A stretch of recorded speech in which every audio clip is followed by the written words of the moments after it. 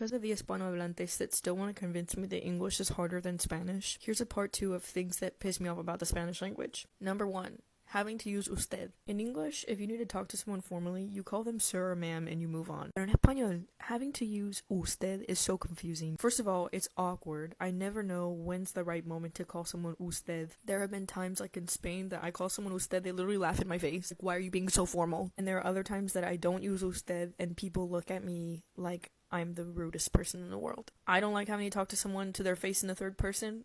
I think we should keep it at tú, always. Next is por versus para. I got a few comments about this one, could not agree more. Having 2 words for the word for in Spanish, absolute nightmare. Keeps me up at night. I hate it.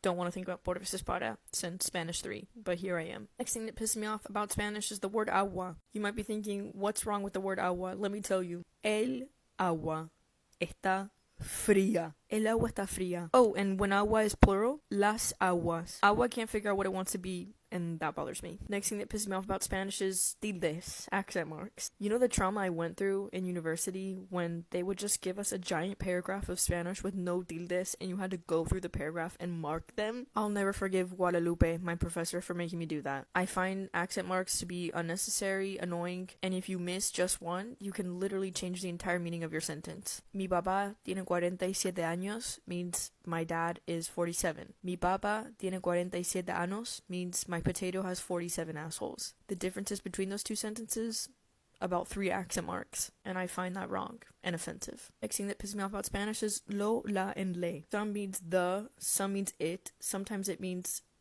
indirect object pronoun. Every time it confuses me, and certain countries actually just use it completely incorrectly. Spain, I'm looking at you. Next thing that pisses me off about Spanish, countries who make new grammatical structures to be different and cool. Chile and Argentina, I'm looking at you guys. Vos sos, was that necessary and was that needed? Chilenos don't think that you're gonna hide from me. Saying como está y que querí instead of como estás and que quieres. I feel that you guys did that because you like attention and you like being different, and I don't really mess with that. Next, how easy it is to jump from one romance language to another. Now, this isn't just for the Spanish speakers, but for all of you speakers in the romance languages. Portuguese, Romanian, Italian, French, Spanish. You guys are too privileged, because tell me why I understand a great portion of Italian and Portuguese, being that I only speak Spanish. Y'all's foreign languages are way too easy, and I find that unfair as an English speaker.